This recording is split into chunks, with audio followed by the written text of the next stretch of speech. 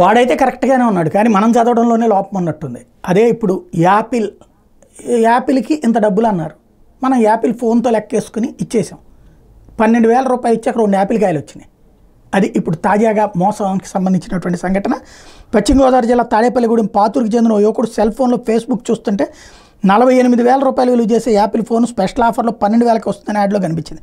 ఇది ఆ యువకుడిని బాగా ఆకర్షించింది. సెల్ ఫోన్ ధర గురించి గూగుల్లో సెర్చ్ చేశాడు, అంటే అంత నాలెడ్జ్ ఉంది అతనికి. అందులోనూ అదే ధర కనిపించడంతో మళ్ళీ వేరే ఆన్లైన్ యాప్ల్లో కూడా ఆ సెల్ ధర వెతికాడు.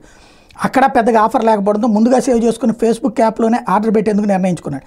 క్యాష్ ఆన్ డెలివరీ ఆప్షన్ కూడా ఉండడంతో మరింత ధైర్యంగా సెల్ ఫోన్ బుక్ చేసుకున్నాడు. అనుకున్నట్టుగానే సెల్ ఫోన్ బాక్స్ కొరియర్ ద్వారా వచ్చింది. పోస్ట్ మ్యాన్కి 12,000 చెల్లిస్తే అతను వెళ్ళిపోయాడు. తీరా బాక్స్ ఓపెన్ చేసి చూస్తే 2 నిజమైన యాపిల్స్ ఉండడంతో కంగు తిన్నాడు. వెంటనే డెలివరీ ఏజెంట్ దగ్గరికి వెళ్ళి జరిగిన విషయం చెప్పాడు. తాను చెల్లించిన సొమ్ము వెనక్కి ఇవ్వాలని కోరాడు. అయితే వస్తువు ఇవ్వడం వరకే తన బాధ్యతని, దాన్ని రిటర్న్ చేయాలంటే ఏ యాప్లో ఆర్డర్ పెట్టారో ఆ యాప్లోని రిటర్న్ ఆప్షన్ తిరస్కరించాలని సూచించాడు. అయితే ఆ యాప్లో ఆప్షన్ లేదు. ఆర్డర్ బుక్ చేసినప్పుడు వచ్చిన ఫోన్ నెంబర్ పనిచేయడం లేదు.